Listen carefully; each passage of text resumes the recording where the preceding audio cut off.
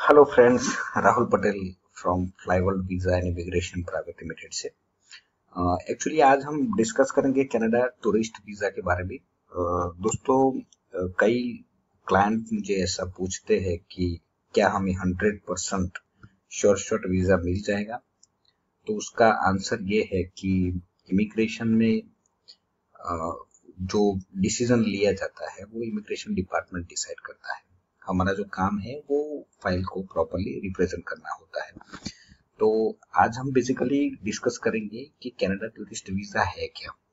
जो Canada tourist visa है उसमें आपकी जो पासपोर्ट की जो वैलिडिटी होती है ना, और जो पासपोर्ट की जितनी भी वैलिडिटी मैक्सिमम है वो अच्छा है आपके लिए, क्योंकि जितनी भी वैलिडिटी होती है उतना आपको स्टैंपिंग लग जाता है। 10 ईयर्स मल्टीपल एंट्री आपको मिलती है। एंड दूसरा उसमें 6 मंथ का ऑफिशियली स्टे रहता है वहां पे। तो आप 6 मंथ ऑफिशियली स्टे के दौरान आप अपना कैटेगरी चेंज करवा सकते हो। बहुत सारे रास्ते अवेलेबल हैं कैटेगरी चेंज करवाने के। एक्चुअली ये वीडियो मैं इसलिए बना रहा हूँ क्योंकि बहुत सारे क्लाइंट बहुत फोन करके मुझे पूछते हैं, तो मैंने सोचा कि एक प्रॉपरली एक वीडियो बना दूं। तो उसकी वजह से क्या होगा कि आपको बेसिक नॉलेज मिल जाएगा। अगर फिर भी कुछ क्वेरी है तो आप हमारी कंपनी में कांटेक्ट कर सकते हो, तो हमारी कंपनी की टीम आपको आंसर देगी। मगर जो बेसिक क्वेश्चनरी है उसका मैं पहले से ही आपको आंसर दे रहा हूँ। एक्चुअली जो कनाडा जाने के बहुत सारे रास्ते हैं, वो अलग अलग वीडियो में नेक्स्ट थोड़े ही दिनों में मैं अलग अलग वीडियो अपलोड करने वाला हूँ।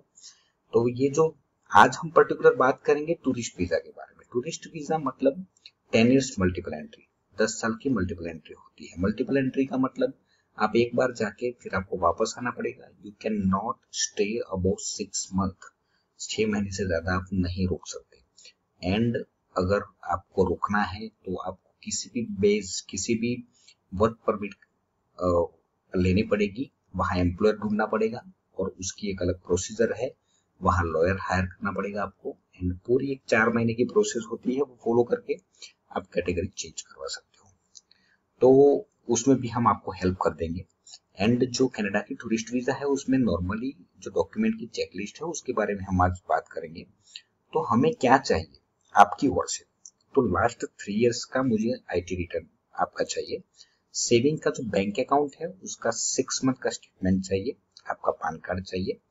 एविडेंस ऑफ अदर प्रॉपर्टीज, आपके पास इंडिया में जितनी भी प्रॉपर्टीज है उसका एक सीए वैल्यूएशन रिपोर्ट निकालती है। स्टेटमेंट ऑफ शेयर अकाउंट, अगर एनएससी है, केवीपी है, फिक्स डिपॉजिट है, कोई भी इंश्योर्ड प्रॉपर्टी की जो ऑनरशिप, इंश्योर्ड ऑन पेपर पे आपको जो भी ऑनरशिप है प्रॉपर्टी, जो 7/12 का जो लैंड होती है उसका जो उतारा होता है 7/12 8A, इन केस ऑफ आपकी वो एग्रीकल्चर लैंड है। तो ये सारे डॉक्यूमेंट्स आप प्रूफ के तौर पे कि मेरे पास इतनी प्रॉपर्टीज हैं इंडिया में। ये बेसिकली दोस्तों इसकी जरूरत क्या है। इसकी जरूरत इसीलिए है कि आप अगर आपकी प्रॉपर्टी अच्छी खासी इंडिया में है, आपके सोशल टाइप अच्छे हैं इंडिया में, तो ये लोग जो इमिग्रेशन ऑफिसर है वो लोग ऐसा सोचते हैं कि भाई आपका जो सोशल टाइप है वो बहुत ही बढ़िया है इंडिया में, तो अल्टीमेटली आप वापस आएंगे, आप वहां पे ओवरस्टे नहीं होंगे। कोई भी कंट्री इसीलिए वीजा देगी आपको कि भाई आप वहां जाके कोई अनलीगल एक्टिविटीज नहीं करेंगे, या तो ओवरस्टे नहीं होंगे, रूल्स एंड रेगुलेशन को फॉलो करेंगे। तो ये पूरा आपका बैकग्राउंड चेक करते हैं। और बैकग्राउंड चेक, क्योंकि इसमें क्या है कि कनाडा में बेसिकली लाइव इंटरव्यू नहीं होता है, यूएस में लाइव इंटरव्यू होता है। तो कनाडा में आपको डॉक्यूमेंटेशन के बेसिस पे आपको फाइल पुटअप करनी रहती है। तो documentation is very most important. वो कोई भी डॉक्यूमेंट, एक्चुअली बहुत सारे जो एजेंट होते हैं वो गलत गलत तरीके से कुछ ना कुछ फ्रॉड डॉक्यूमेंट सबमिट कर देते हैं, तो उसकी वजह से फिर बैन भी हो सकता है, आपका पूरा लाइफ खराब हो सकता है, आप कनाडा के लिए परमानेंटली बैन हो सकता है। कभी कभी ऐसा होता है कि पासपोर्ट सबमिट करते हो तो फिर पासपोर्ट वापस नहीं आता है। ऐसे बहुत सारे प्रॉब्लम्स होता है। हमारी कंपनी की ओर से आपको कोई भी ऐसा रॉन्ग कमिटमेंट कभी भी नहीं मिलेगा। जो भी मैटर होगी वो क्लियर होगी, ऑन पेपर पे होगी। अगर कोई बिजनेसमैन है तो उसका जो कंपनी रजिस्ट्रेशन कॉपी है, या तो फिर लास्ट उसका जो करंट अकाउंट होता है उसमें bank transaction of last 6 month जो कंपनी की पान कार्ड की कॉपी होती है, या तो फिर आपका कोई पार्टनरशिप डीड है रजिस्टर्ड, या तो फिर in case of partnership status है, जो भी है बिजनेस का जो भी कार्ड है, कोई कंपनी लेटर पेड है, लेटर हेड है, वो सारा जो भी कंपनी के प्रूफ्स है, every proofs you can show on paper, आप सब कुछ दे सकते हो। एंड दूसरा जो है अगर आपने मैरिज रजिस्ट्रेशन किया है तो आप मैरिज रजिस्ट्रेशन का जो प्रूफ है वो भी आप शो कर सकते हो। चिल्ड्रन का जो बर्थ सर्टिफिकेट है, अगर चाइल्ड है तो उसका ऑब्वियसली बर्थ सर्टिफिकेट होगा, तो वो आपको शो करना पड़ेगा। एंड लास्ट 3 मंथ की आपकी जो सैलरी स्लिप है, एंड जो आपका अपॉइंटमेंट लेटर होता है जब भी आपने जॉब चालू की होगी, तो उस टाइम पे अपॉइंटमेंट लेटर होता है तो वो भी आपको देना पड़ेगा। अगर आप कहीं पे एम्प्लॉय हो तो जो भी जब भी आप जॉब चालू करते हो तो उसकी एक फॉर्मेलिटी होती है, तो वो सारे पेपर्स विद प्रूफ के साथ आप हमें दे सकते हो।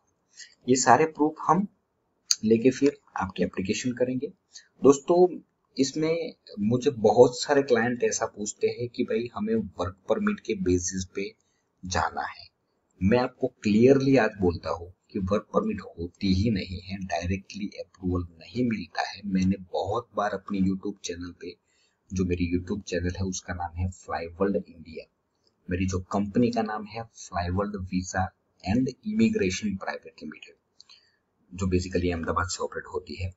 तो मैं बहुत बार सबको बोल चुका हूँ कि भाई अब पैसे मत दो, एडवांस मत दो, आपका पैसा जाएगा, 110% जाएगा, क्योंकि वर्क परमिट होती ही नहीं है। वर्क परमिट के नाम पे बहुत सारे लोग पैसा ले रहे हैं। इंटरनेट का जमाना है दोस्तों, आप देखो गूगल पे थोड़ा सर्च करो। वैसे तो मैं धीरे धीरे बहुत सारे वीडियोस अपलोड करने वाला हूँ, क्योंकि मुझे यूट्यूब पे बहुत सारे अच्छे कमेंट्स एंड बहुत रिस्पॉन्ड मिला है। मेरा एक ही आपको सजेशन है कि हो सके तो प्लीज आप जो फी है ना वो अपने क्रेडिट कार्ड से पे करो, बाकी 1 रुपया मत दो। हमारी कंपनी आपसे 1 रुपया चार्ज नहीं करेगी। हमारा जो काम है ना वो ट्रांसपेरेंट है, आपको वीजा की एप्लीकेशन हम करवा के देंगे, और हाँ फी जो होगी वो आपको भरनी रहेगी, अपने क्रेडिट कार्ड से भरनी रहेगी। गाइडेंस हमारा होगा, वीजा कैसे लाना है उसकी सारी प्रोसीजर, जो भी ऑनलाइन एप्लीकेशन या तो ऑफलाइन एप्लीकेशन, ऑफलाइन जो एप्लीकेशन होगी उसमें एक रास्ता ऐसा भी है कि आप खुद भी फाइल सबमिट कर सकते हो। फाइल का जो प्रिपरेशन है वो हमारी कंपनी करेगी, हमारी जो टीम है वो करेगी, सारी फॉर्मेलिटी हम कर लेंगे, गाइडेंस हमारा होगा। वीजा आने के बाद भी हम पैसा चार्ज करते हैं। एक बात तो क्लियर है दोस्तों कि मुफ्त में इस दुनिया में कुछ नहीं मिलता है। अगर हम काम करते हैं तो आपसे मांग के पैसा ले लेंगे, तो पैसा ज्यादा ले लेंगे आपसे, मगर काम होने के बाद लेंगे, पहले कुछ नहीं लेंगे, ये हमारी गारंटी है। तो अगर आपको particular 10 years multiple entry Canada की एप्लीकेशन करनी है तो हमारी कंपनी पे आप इंक्वायरी डाल सकते हो। हमारी जो कंपनी का मेल आईडी है वो flyworldvisa@gmail.com है। हमारी जो यूट्यूब चैनल है उसका नाम है फ्लाईवर्ल्ड इंडिया। हमारा जो कंपनी का पोर्टल है उसका नाम भी flyworldindia.com है। इंस्टाग्राम का नाम भी फ्लाईवर्ल्ड इंडिया है। ऑलमोस्ट हर एक जगह पे हमारा जो नाम है वो फ्लाईवर्ल्ड इंडिया है, तो आप हमें फॉलो कर सकते हो।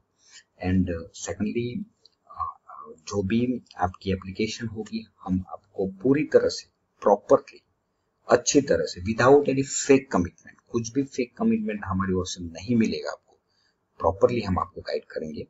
1 रुपया नहीं लेंगे, मैं फिर से बोल रहा हूँ, 1 रुपया आपसे चार्ज नहीं किया जाएगा, मगर काम होने के बाद ऑब्वियसली हम 10 या तो 15 मोर देन 20 टाइम्स हम आपसे पैसा लेंगे, क्योंकि इसमें भी हमारी बहुत सारी मेहनत जाती है।